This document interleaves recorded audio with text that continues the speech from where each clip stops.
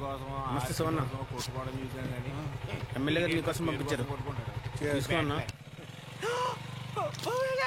అదేంట్రా అలా బాబోసు? అలాంటి క్యాస్ట్ల బ్రాండ్ ఉన్నప్పుడు ఇలాంటి చీప్ బ్రాండ్ తాగితే బ్రెయిన్ దొరుకుతుంది.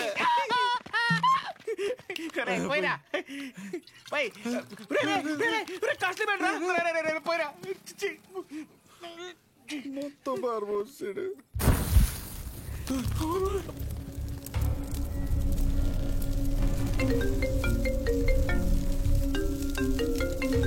ఇది నమ్ముకుని అది పంపేశాను కదరా. ఏంటి షో బ్రాండ్ ఎలా ఉంది? మండుతుంది. మరీ హార్డ్ కలిపేసావా? అది సరే గాని పొద్దున్న జరిగింది అది మనసులో పెట్టుకోక షో. ఎమ్మెల్యే గారికి నువ్వంటే ఎంత ఇష్టమో తెలుసు కదా. మరీ ఓవర్ అనిపించలే?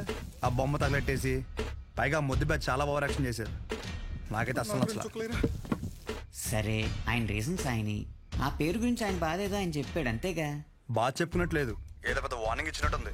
పేరంట పేరు ఏముంది ఆ పేరులో? పెద్ద సెంటర్ ఆయన కొని రిజిస్ట్రేషన్ చేయించుకున్నట్టు ఫీలింగ్ లో ఉన్నాడు. ఆ మాత్రం ఓపెనింగ్ ఆయనే రావాలా? మాకెవరు తెలియదు ఇక్కడ. నేను అంటే అపోజిషన్ లీడర్ శ్రీ అని చెప్పి ఎగరేసుకుని వస్తాడు. అది గుర్తుపెట్టుకోండి. ఎవరైనా సరే ఓవర్ యాక్షన్ చేసి సంకెక్కితే దింపి. ఒక నిమిషం ఆమెకు వేరే కాల్ వస్తుంది. మీరు మాట్లాడే వ్యక్తి మీ కాల్ ని హోల్డ్ లో పెట్టారు. దయచేసి లైన్ లో వేచి ఉండండి. హలో హలో, సరే అయితే ఉంటా మరి. हेलो, आपका कॉल होल्ड पर है. लाइन पर बने रहें या कुछ देर बाद कोशिश करें. The person you are speaking with. ఎక్కడున్నావు? హాస్టల్లో. నువ్వెక్కడున్నావు? నేనా? రంగబలి సెంటర్ దిగాలి. అయ్యో ఉంటా. సహజ సహజ ఒక నిమిషం. Call on hold. Call on hold. On hold. On hold. On hold. నీ పేషెంట్లు ఏం చెప్పినా చాలా ఓపిక్గా వింటావు కదా. నేను కూడా ఒక పేషెంట్ అనుకుని నేను చెప్పేది ఒకసారి ఓపిక్గా విను ప్లీజ్. సహజ, ఒక సమస్య ఎదురైతే అక్కడి నుంచి వెళ్ళిపోవడం అసలు సొల్యూషన్ కాదు. మీ నాన్న చేసింది అదే సహజ. కానీ నువ్వు చేసిన పనుల వల్ల మా నాన్న హర్ట్ అవుతున్నారు.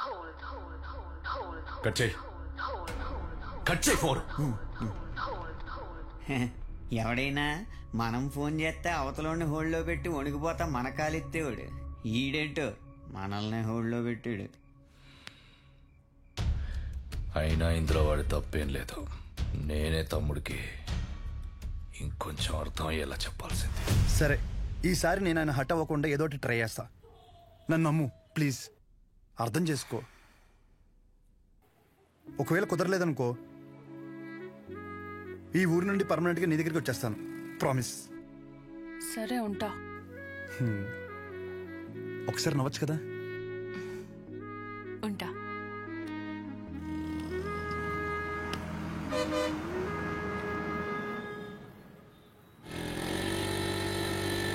అక్కడేదో గొడవ జరుగుతుందంటరా. గొడవ ఎక్కడ? రండి. అయ్యా విశ్వం గారు నమస్కారం అండి.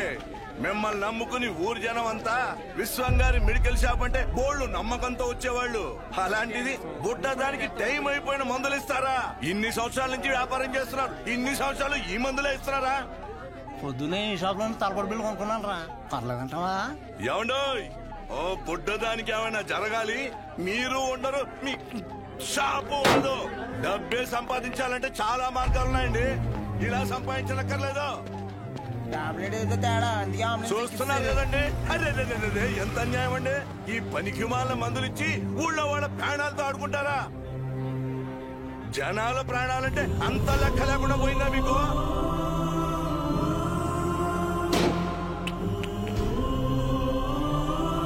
మిమ్మల్ని ఆ దేవుడు కూడా క్షమించడండి.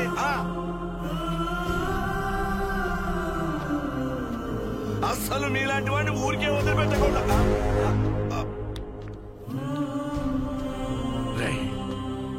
వద్దురా, వద్దు. నాన్న లోపల తీసుకెళ్ళు.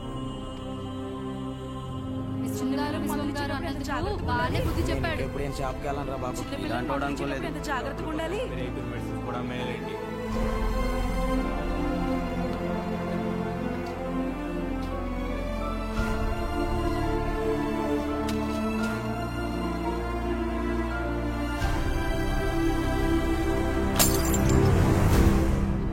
తప్పకుండా తప్పకుండా తప్పకుండా తప్పకుండా తప్పకుండా. ఇదిగో ఏం పర్లేదు, ఎంత ఖర్చు అయినా సరే ఎమ్మెల్యే గారు చూసుకుంటా అన్నారు. ముందు ఆ బుట్టదాన్ని చూసుకోండి. జాగ్రత్త, వెళ్ళండి. అందరూ కలిసి జరగండి జరగండి గెలవకుండానే పొలోమని వచ్చేస్తా జరగండి. పని పాటలేదు, ఒక్కొక్కడికి వచ్చేస్తారు. పాప బతుకుతుంటావా? వెళ్ళండి. పాపం రా చిన్న పిల్ల. ఆయన తప్పు మెడిసిన్ ఇవ్వడం అయితే జరగదన్నా. ఏం జరిగిందో ఏంటో.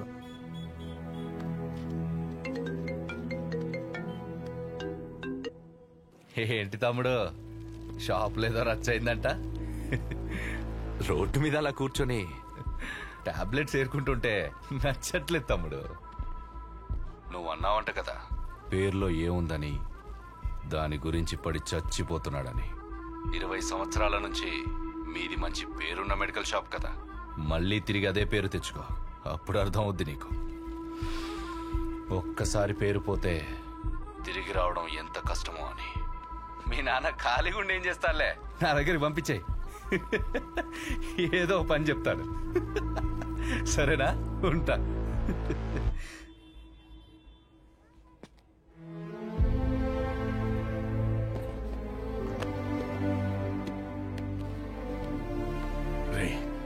ఒక గంట షాప్ లో ఉంటావా? బయటికి వెళ్ళి వస్తాను. ఎక్కడికి నానా? ఆ పాపను ఒకసారి చూసి వస్తాను. మా వాళ్ళు అక్కడే ఉన్నారు నాన్న. పాపకు బానే ఉందంట. మిమ్మల్ని ఇంట్లో డ్రాప్ చేసిన తర్వాత నేను వెళ్ళి చూసి వస్తాను. ఇంటిగా? ఇప్పుడు దేనికి రా?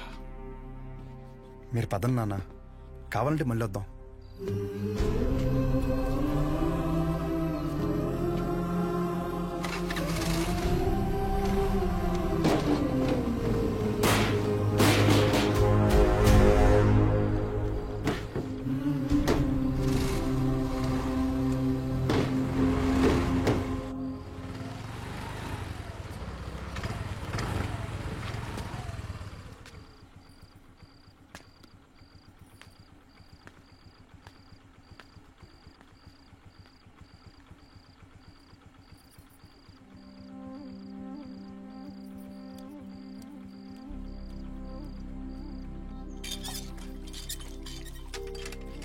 అమ్మా, నానేరి షాప్కి వెళ్ళారా? సర్లే, స్నానం చేసిరా, టిఫిన్ పెడతాను.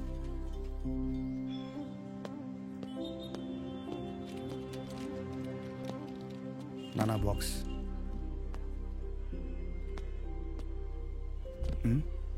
పొద్దున్న నుంచి ఎవరు రాలేదన్నా.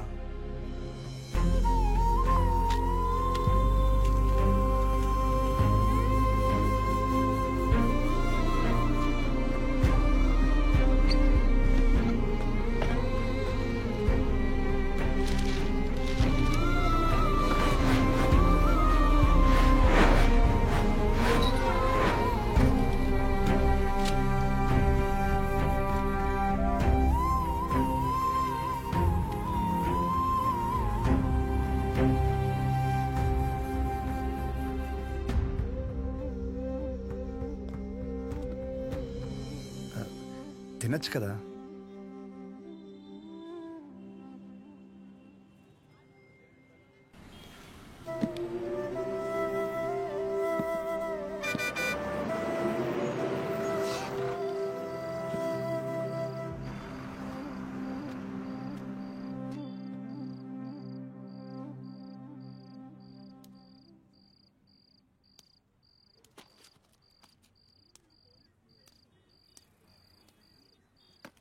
ఇంజక్షనే ముద్దులేండి.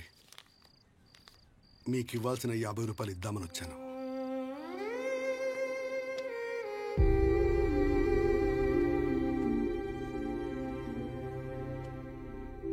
పర్లేదు. ఏమన్నా తిన్నావా?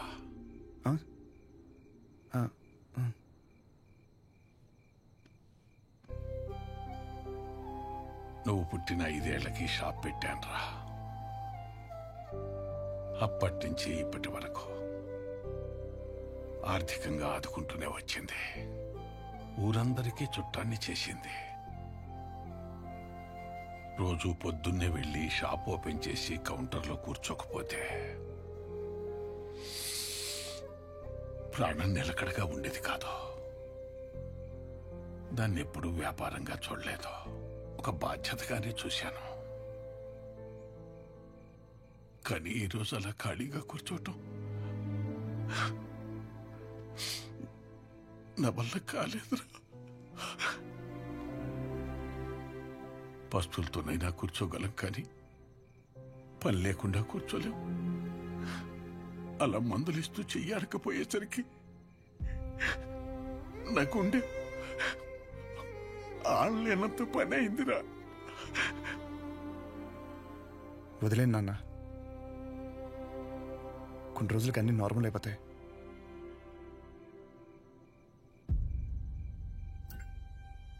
కష్టం రా.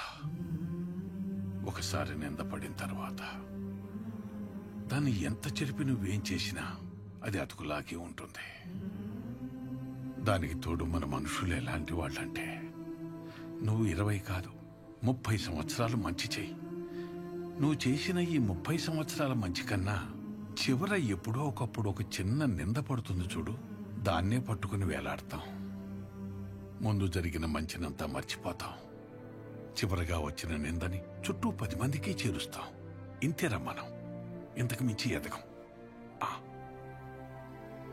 సరేలే, నువ్వు వైజాగ్ వెళ్ళు.